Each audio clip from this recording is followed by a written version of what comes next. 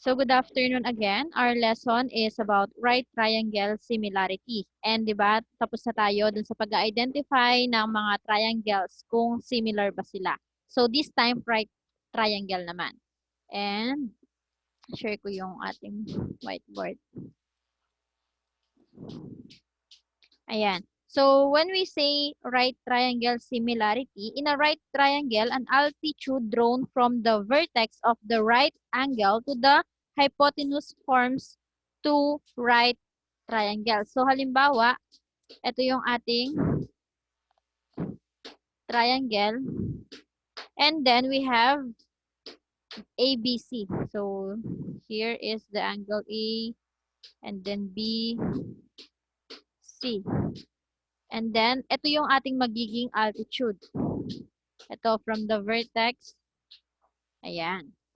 So, yan yung ating altitude, which is, inename natin siya as D, and mag-form siya dito ng right angle. And then, since nagkaroon tayo ng altitude, nagkaroon tayo ng dalawang triangle. Okay? Nung naglagay tayo ng altitude, nagkaroon tayo ng dalawang triangle that are similar to each other. So, yung ating altitude niyan ay yung CD. Nagigets? So, nung una, meron lang tayong triangle ABC, and nung nag-form tayo ng altitude, which is CD, nagkaroon tayo ng right angle. And then, kung papansinin nyo, ito, hindi lang pantay yung aking, nung sa triangle ABC, meron tayong right angle din dito. So, let's have another example. We need to write the similarity statement comparing the three triangle. So, we have itong malaking triangle, tapos yung another dalawa, which is yung pag hinati natin yan using altitude, magkakaroon pa tayo ng dalawa. Kaya 3 triangles kasi yung pinakamalaking triangle is isa, tapos itong na-form dito ay dalawa. So, 1 at saka 2, that is 3. So, we have J, K, and then yung altitude, L, and then M. So, we have yung right angle, pwede dyan, pwede dito, and pwede rin itong buong to, yung J. Okay? So, pag niname natin yung mga yan, magsimula tayo dun sa pinakamalaki. So, we have J, K, M. Okay? So, we have the triangle J, K, M. And then, similar ito sa another triangle. Yung maliit muna, we have J, ito, we have J, K, R, dito sa right angle, pwedeng, sino nagpapa-admit? Wait lang. Si Julian. So, pwedeng KLJ or JLK. Okay? Basta nandito sa gitna yung ating M or L. Pwede naman JLM or MLJ. Basta yung right angle yung ating tinitignan. Okay? Next, we have, or kahit naman triangle yan. Basta yung triangle na na-form. It's either, pag ginamit mo na itong malaki, which is JKM, or KJM, MJK, yan. Huwag mo nang gamitin yung, yung tatlong letters na yan. So, dito ka naman, yung maliit. We have JKL, or kaya KLJ, and so on. So, we have similar siya sa triangle, KLJ. Yan. Basta yung tatlong angles, nandyan siya. And then similar ulit sa another triangle, which is ito, yung nandun yung letters JML o kaya JLM. Yan. Nagigets? Basta wag, JLM. Pag naulit na yung letters na tatlo, equal lang yon. Halimbawa, ito, J, kasama niya K at saka M. Tapos ito, K, kasama niya L, and then J. And then dito, J, L, M. So, walang magkamukha talaga yung tatlong letters, di ba? Hindi pwedeng, halimbawa, meron ka ng JKM, tapos sinabi mo pa, similar siya sa MKJ o kaya JKM. Hindi. Dapat, isang triangle na malaki, tapos itong isang maliit na ito, and then yung isang pangalawang malaki. Nagigets? Kung paano natin i-determine yung mga triangles na na-form. Okay? Next, we have the corollary. So, two corollaries itong mga to. Bakit corollaries? So, dito, corollary to. Doon sa book, corollary nakalagay. No? Corollary dapat. Corollary. O yun. So first corollary, we have the length of the altitude of to the hypotenuse of a right triangle is the geometric mean of the lengths of the two segments of the hypotenuse. Later on, sasabihin natin yung mga formula. And then the corollary 2, we have the length of a leg of a right triangle is the geometric mean of the lengths of the hypotenuse and the segment of the hypotenuse adjacent to that leg. Ito yan, yung sinasabi niya. So halimbawa, ito yung ating big triangle. And then meron tayong right angle dito. And then since magkakaroon tayo ng altitude, ito yan. Yung from the vertex here and then yung dito sa leg, long leg or yung hypotenuse natin. Okay? So we named this triangle as A, B, C. And then nung nagkaroon tayo ng altitude, niname natin siya as D. Ayan. So, ano yung mga right angle natin? We have right angle C and then si D. Okay? Yan. Right angle yung mga yan. And then, ngayon, since niname natin yung mga legs nila. So, dito, we name it as A. And then dito X. And then dito Y. And yung buo, pinagsamang X and Y, that is C. And then dito, we have B. Okay? So, ay yung altitude natin. We have H. So, ngayon, identify lang natin, yung meron kasi sa triangle, yung tinatawag nating hypotenuse, yung adjacent, at saka yung opposite. Okay? Halimbawa, meron tayo ditong right triangle. And then, ito yung ating right angle. Kung ano yung tinuturo or yung opposite ng right angle, yun yung tinatawag nating, or yung longest side, longest leg, yan yung tinatawag nating hypotenuse. Okay? And then, eto, halimbawa, we have here the triangle ABC. Ayan. So, kunwari, ang angle na kinukuha mo is si angle A. Kung ano yung opposite ng angle A, ayan, automatic siya yung ating opposite or yung O. Tapos, yung sa between the right angle and yung mismong angle A, siya yung magiging adjacent natin. Okay? Halimbawa naman, si angle B yung gusto mong kuhanin. Ito yung right angle, always yan. Yung right angle, yun yung parang nag-form ng letter L. Okay? So, halimbawa, right angle ito, ang kanyang opposite ay siya ang hypotenuse. Tandaan, ang opposite ng right angle, always hypotenuse. Or wag kayong malilito, yun yung pinaka mahabang leg. Okay? And then, halimbawa, si angle B ang kinukuha mo. Malamang yung opposite ng angle B, siya si O. Ayan. Kung papansin mo kanina, nung angle A, yung opposite niya is nandito sa baba. Pero this time, since si B, kung ano yung opposite ng B, siya yung O or yung opposite. And then, yung pagitan ng angle B and then yung right angle, siya yung magiging adjacent. Okay, yan. Nakita niyo yung difference? Halimbawa, ibang position naman ng right triangle. Ayan naman siya. Malamang andito yung ating right angle. At ito yung ating hypotenuse.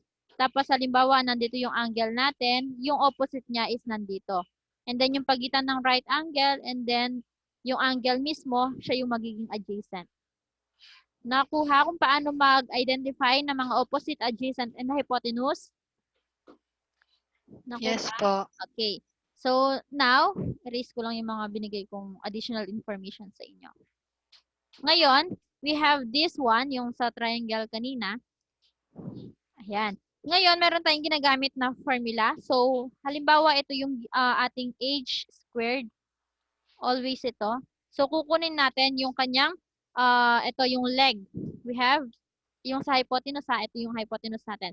So, we have x and y. So, that's why h squared is equal to x, y. Paano naman kapag ito yung ating basihan? So, we have a squared. And then, kukunin natin yung, di ba ito yung a natin? So, yung kanyang leg dito, which is si x, kukunin natin. And then, yung kabuuan ng hypotenuse, which is si C. Tama? Yung buong ito. Ito yung nilagyan kong bracket. That is C.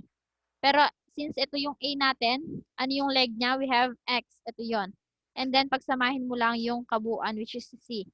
And then kapag naman si B, ito si B, ano yung leg niya dito? we have si y. Tama? So, we have b squared and then yung y at yung kabuuan which is si c. Again, kapag si a, x yung kasama niya. Kapag si b, y yung kasama niya. Pero kapag h, x and y. Nagets? Opo. Okay. Opo. Ngayon, kuhanin naman natin yung bigyan naman natin sila ng mga values. Okay? So, we have to find the value of x, y, and z in this given triangle. Ayan. So, andito ulit yung ating right angle and then magkakaroon tayo ng altitude. Ma-form ulit yung right angle. So, we name it, sabihin natin A, B, C then, and then D. And meron tayong dito, sige, i-name ko na lang siya. Diyan kasi sa book wala siyang in-specify na name. So, halimbawa dito sa line BC, we have 12. And then si line BD, we have 4. And then dito sa ating kabuuan, from here, D and then A, missing siya, okay? So, X yan. And then yung ating altitude, we have Y. And yung ating CA or AC, we have Z. Okay? Ngayon, kailangan nating hanapin yung value ni X, Z, and Y. So, gagamitin natin itong tatlong to. Okay? So, first is yung ating H dito. Ito yung H. So, ano yung letter niya dito? We have Y. Tama? Gagamitin natin muna yung H squared equals XY. So, asan yung H natin dito sa figure na ito? Di ba Y siya? So, we have Y squared. Parang nagsasubstitute ka lang. And then, nasan yung ating X? O, ito yon. We have 4. Okay? And then, nasan yung ating Y? Ito yon, which is yung missing. So, we have X. And then, dun naman sa A squared equals XC. Nasan yung ating A? Ito yon. So, 12 siya dito. Kaya we have 12 squared equals yung X natin. Ito yon. We have 4. Nakakasunod kayo? Nakakasunod? Sinasubstitute lang natin sila. And then, nasan yung ating C, yung kabuuan? 'Di ba? Yung 4 and X. So, pag kabuuan, pag-add mo lang sila, we have 4 and X or X plus 4. Okay lang. Next, we have, dito naman sa ating B squared equals YC. Nasaan yung ating B? Ito yon, which is si Z. So, we have Z squared equals yung Y natin. Ito yon. We have X. And then yung ating C, yung kamukha nito, we have X plus 4. And then isolve muna natin sila, itong mga naka-parentheses. We have 12 squared.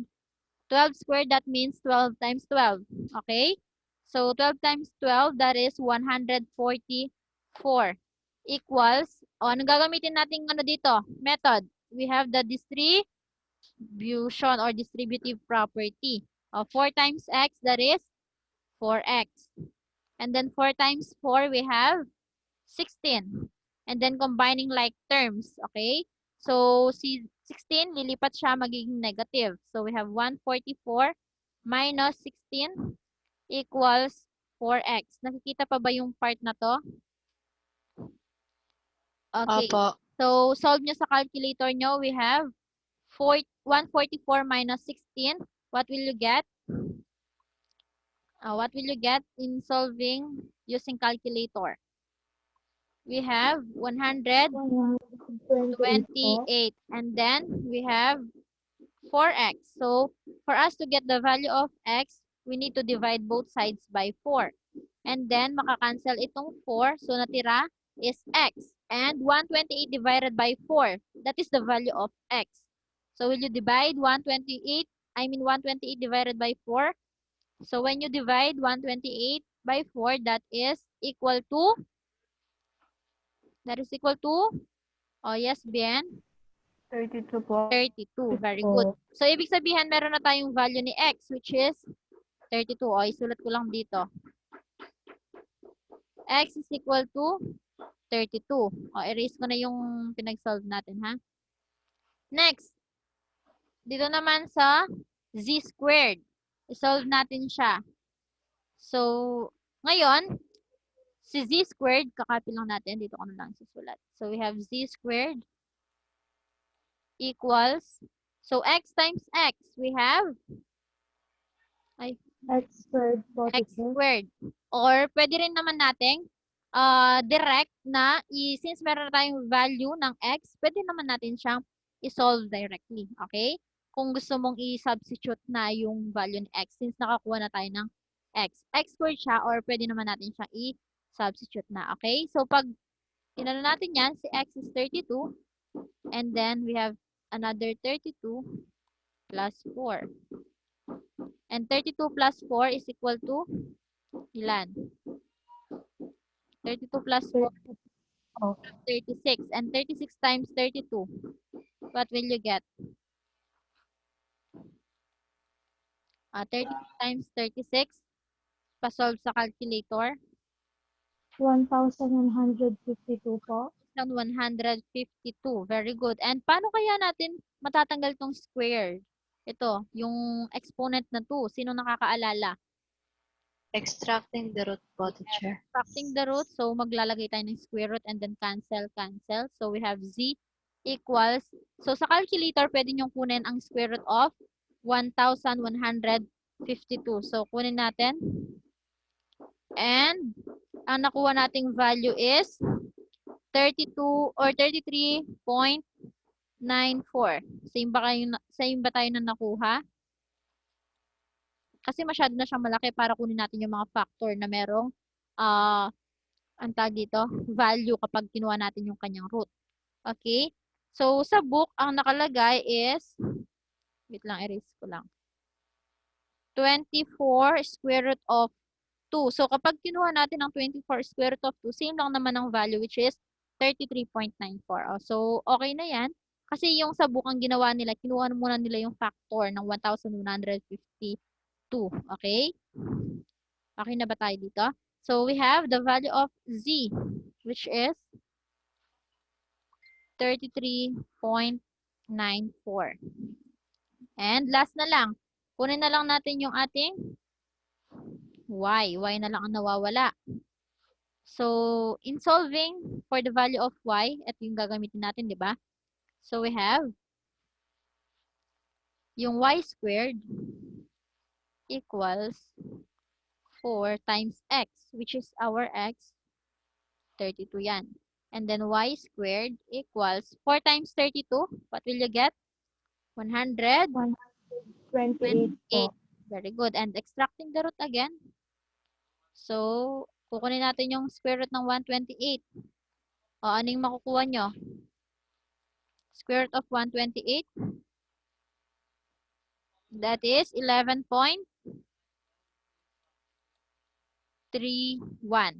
Pero yung sa book, ang nakalagay dyan is, kinuha ulit nila yung factor, ang nakalagay dyan is 8 square root of 2. Kung kukunin nyo yung value ng 8 square root of 2, that is 11.31. So, same lang sila. So, ngayon, nakuha na natin yung value ng tatlo. Kasi yun naman yung target natin. Ang makuha yung value ng x, y, and z. So, ngayon, ito na yung mga values. So, x is equal to 32, yung y, 11.31, and then z, 33.94. May questions ba dito sa example na to? Teacher, Yes?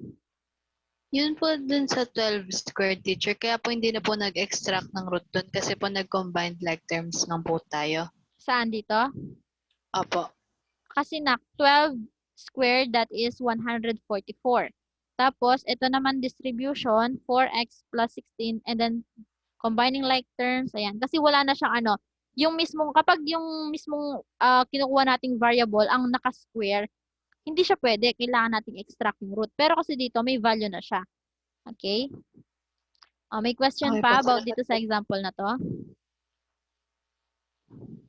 May example pa ba sa, may question pa ba sa example na to? Wala na po. Okay. Ngayon, mag-proceed tayo dito sa Pythagorean theorem. So, ano nga ba yung sinasabi ng Pythagorean theorem? So, in a right triangle, the square of the hypotenuse is equal to the sum of the squares of the legs. Halimbawa, ito, yung triangle, wait lang. Halimbawa, itong triangle na ito, right triangle siya, di ba? And then, nung magkaroon ulit ng altitude, right triangle. So, ibig sabihin lang niya, ng sinasabi niya sa Pythagorean theorem, yung ano daw, yung right triangle ng isa is, square ng right triangle is equal dun sa sum of the square ng dalawang leg. Okay? So, that is c squared equals a squared plus b squared. Kung gusto nyo malaman yung proof, ayan yung sa page 260, kung paano lang na-derive yung, yung c squared equals a squared plus b squared. Okay? So, ayan lang naman yung sa proving.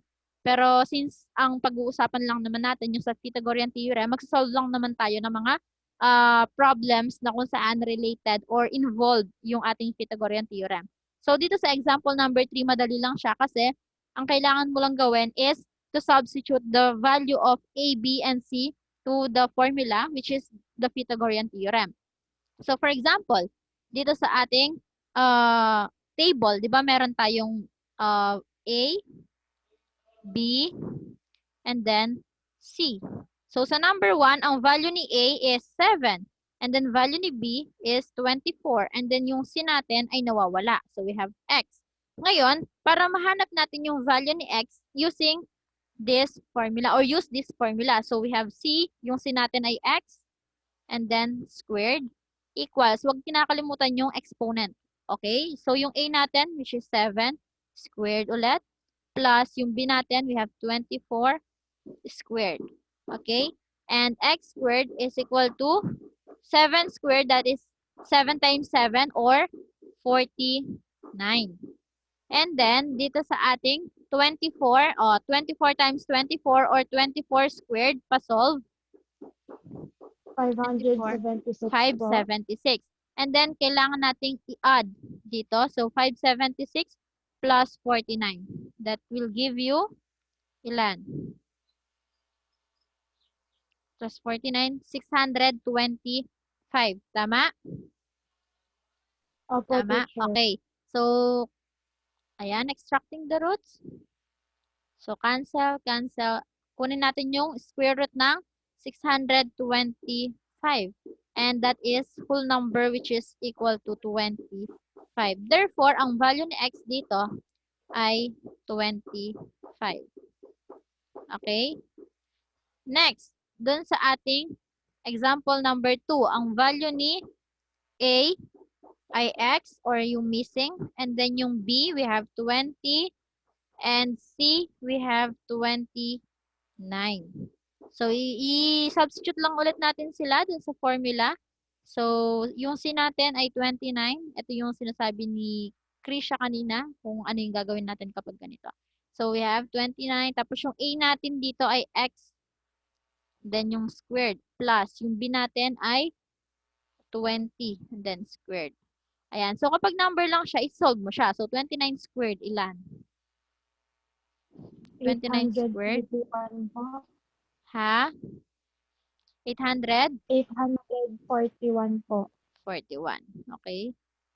And then, copy x squared. So, yung 20 squared, that is 400. So, combining like terms. Ayan. So, lilipat si 400, magiging negative 400. And 841 minus 400 equals x squared.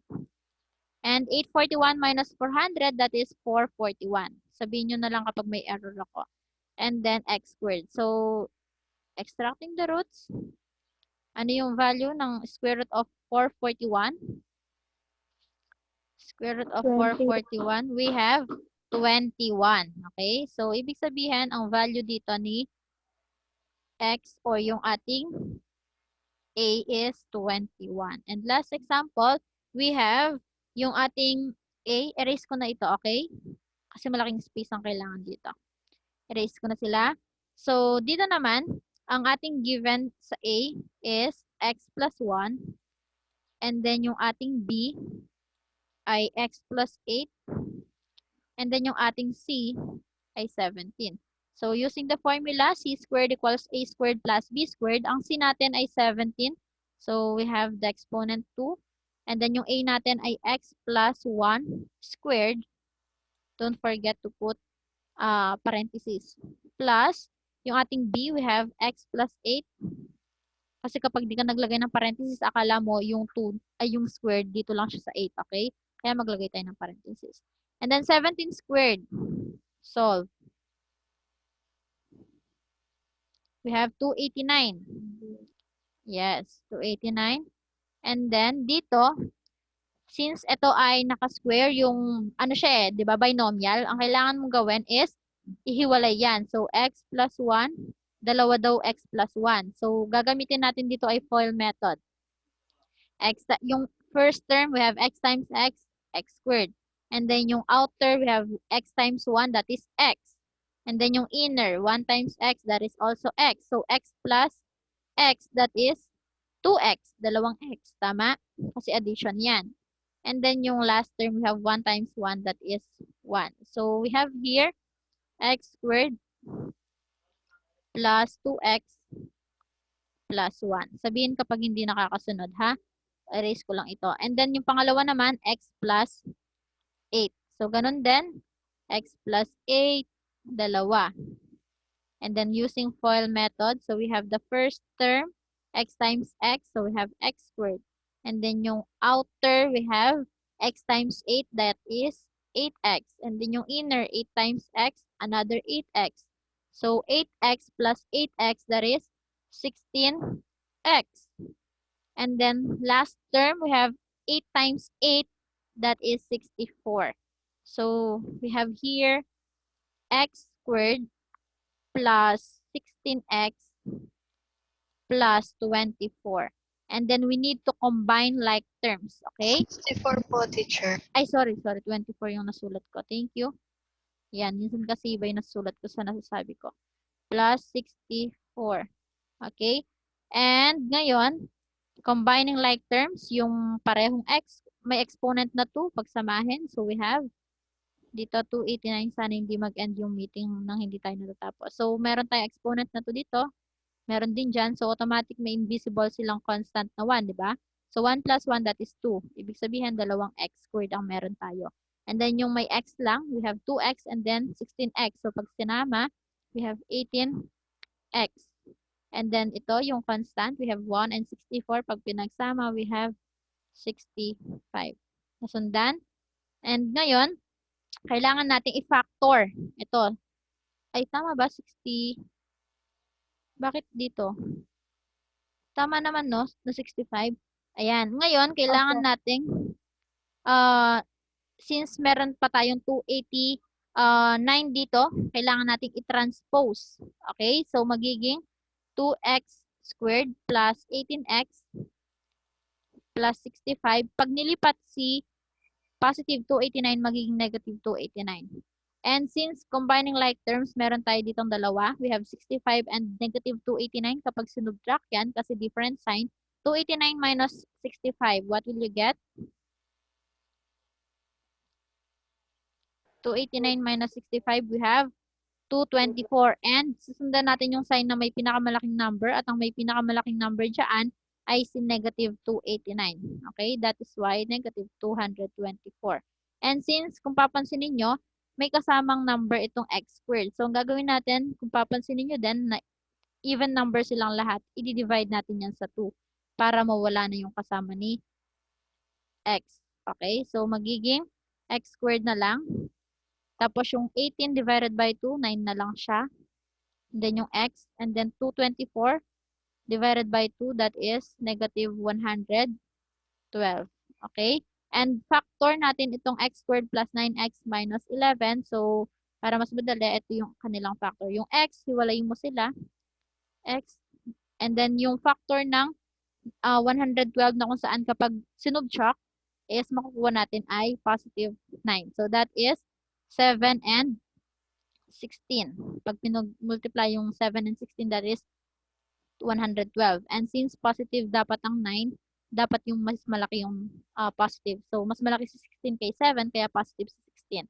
Kapag sinolve natin yan using FOIL method, ito yung makukuha natin. And then, para makuha natin yung we have to equate sa 0. So, we have x minus 7 equals 0. Kapag tinranspose natin si negative 7, magiging positive 7. So, we have x equals 7. Yung kabila naman, x plus 16 equals 0. Kapag tinranspose natin si positive 16, magiging negative 16. So we have x is equal to negative 16. Okay? Naintindihan?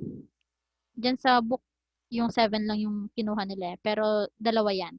7 and negative 16. May question pa?